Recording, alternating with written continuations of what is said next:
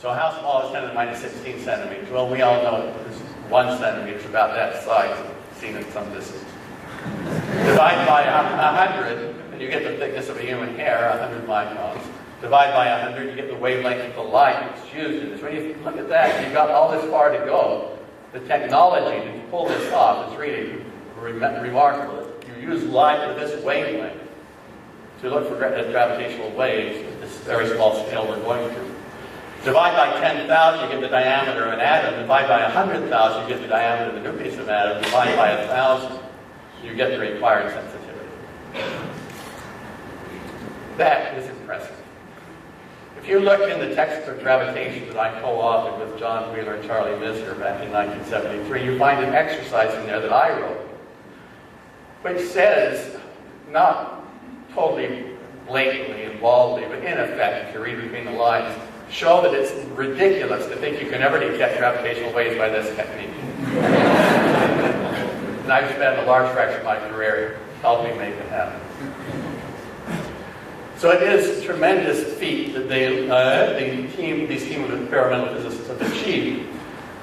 This network of ground-based interferometers going after black holes between 2 and 1,000 solar masses consists today of detectors in Hanford, Washington, Livingston, Louisiana, Hanover, Germany, this is LIGO, and Virgo in Pisa, Italy, 3-kilometer interferometers. These are 4-kilometer. The one in Hanover is an advanced development instrument we use.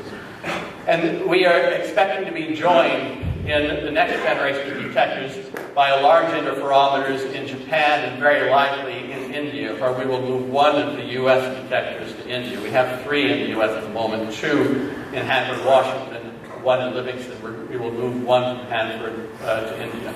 In order to get very good all-sky coverage, we need this network for confidence that anything we see is really a gravitational wave. You see the same thing, the same 2 waveforms basically in detectors that's widely scattered around the world. And to get the direction of the source by triangulation. Direction of the source is crucial if you're going to do multi-messenger astronomy. You've got to be able to tell the electromagnetic observers and the neutrino observers where it is, the source is that you have seen. LIGO, Laser Interferometer Gravitational Wave Observatory, is a collaboration of about 850 scientists of 75 institutions in 13 nations. It's headquartered here at Caltech. Here are photographs of the LIGO instruments, including the Advanced Development Instrument in Hanover, Germany. In 1989, we proposed to build LIGO, a proposal developed by Ray Weiss, Ron Drever, me, and Robbie Vogt, who at the time was the director of LIGO, in a 2-step strategy. We will build an initial set of interferometers at a sensitivity where it's plausible but not likely to see gravitational waves. And then we would upgrade to advanced interferometers, which would have a good enough sensitivity that's very likely to see a rich variety of gravitational waves from many different sources. We had to do it in 2 steps because the advanced interferometers are so complex and so delicate that we just did not think we could pull it off without first getting experience with the simpler instruments. And so from the outset, that was the plan. The initial interferometers were built and operated from 2005 to 2010, looking out to a distance of about 300 million light years for black hole collisions and for a variety of other sources. Nothing has been seen yet. There are interesting limits. And the advanced interferometers, we began installation in 2010, and the searches near design sensitivity will begin roughly 2016 or 2017. We'll be operating at more modest sensitivity during the commissioning phase between here and there. So we are off and running with the advanced detectors. And so this is all according to plan, except for about a 4-year time delay. 2 of those years I can blame on George W. Bush, and 2 on this being harder than we expected. In the Bush administration, there were no new starts for several years at the beginning of the Bush administration. That pushed the queue for big projects back. So we are on plan and running several years behind where we had thought we might be in 1989. These advanced interferometers will see black hole collisions out to 4 billion light years, nearly the entire universe. And at that distance, the expected event rate is between 3 a year and 1 a day. So that's where we expect to be in several years with the advanced interferometers and many other sources. This is just to show you the square root of the spectral density of this dimensionless gravity wave field as a function of frequency, 10 hertz to about 10,000 hertz. Here is 10 to the minus 23, multiplied by the square root of frequency, and you get the RMS noise in a bandwidth equal to frequency. The frequency here is about 100 hertz. Multiplied by the square root of that, and you get about 3 times 10 to the minus 22 is the RMS noise achieved in the initial detectors. Very, very impressive. Factor of 3 better than I said we were going after.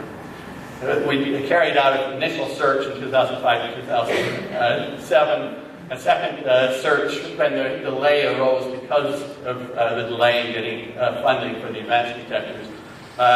We beefed the detectors up under the leadership of Rana Adhikari, a young experimenter at Caltech, and picked up another factor 2, and the data from that search are currently being analyzed.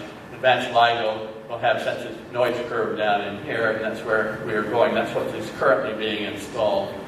And let me back up. And so let me now turn to multi-messenger astronomy. The challenge of multi-messenger astronomy is doing joint searches in gravitational waves, optical, radio, X-ray, gamma ray, and neutrinos. And the electromagnetic and neutrino astronomers are laying the foundations for this, and there are signed agreements between them and LIGO, and LIGO's international gravity wave partners. One example is the so-called Palomar Transient Factory, led by Sri Kulkarni, who's the head of optical observatories at Caltech. In PTF, what is done is, and this is going on now, has been now for about 2 years, the 48-inch telescope, which has a very wide field of view, roughly the size of the moon or the sun on the sky, scans the sky looking for changes in the sky from what you had a few hours ago or a few days ago. And if it sees something suddenly change, automatically the information is sent over to the 60-inch telescope, which without human interventions turns around and looks much more deeply at the object.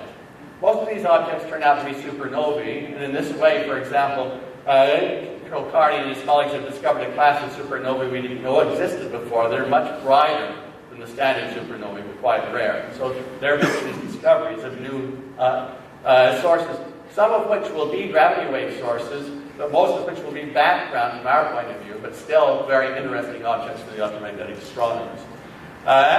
When these automated data come in, a human looks at them and decides whether you send the information to the 200-inch telescope and the other great big telescopes around the world where spectroscopy is done and more details are learned about the source.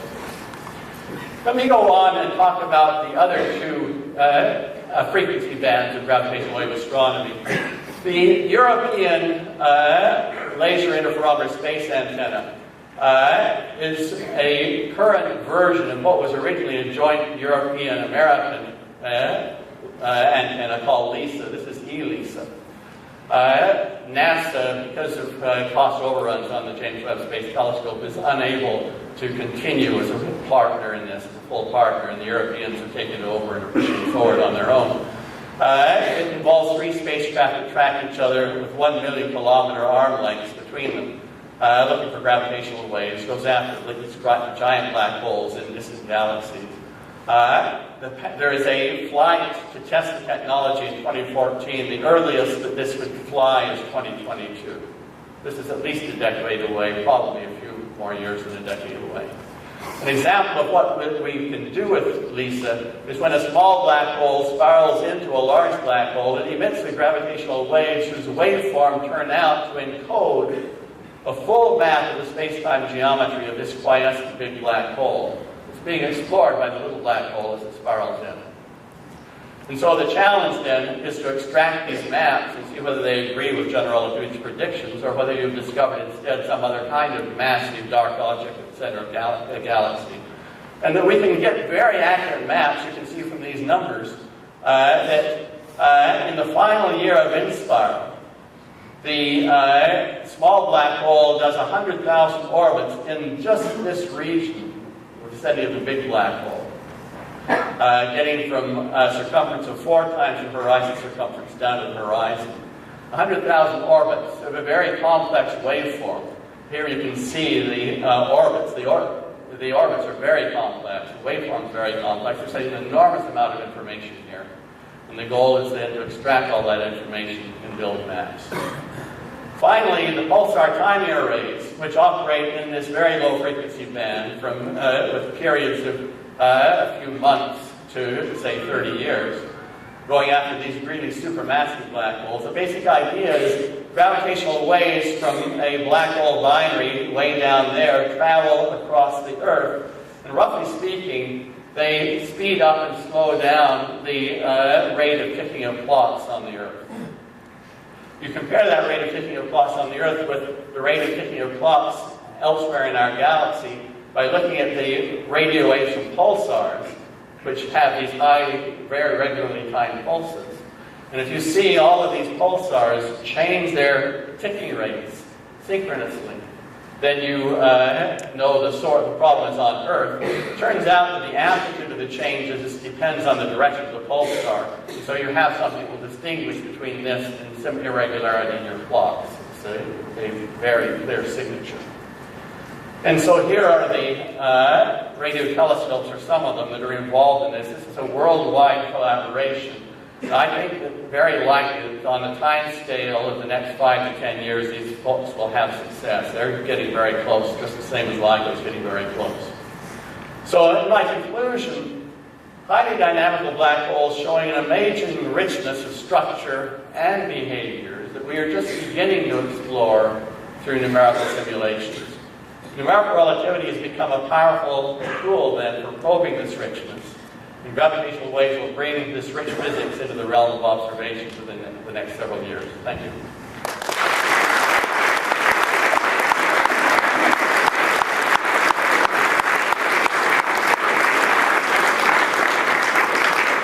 Thank you very much. I think we have time for maybe one question.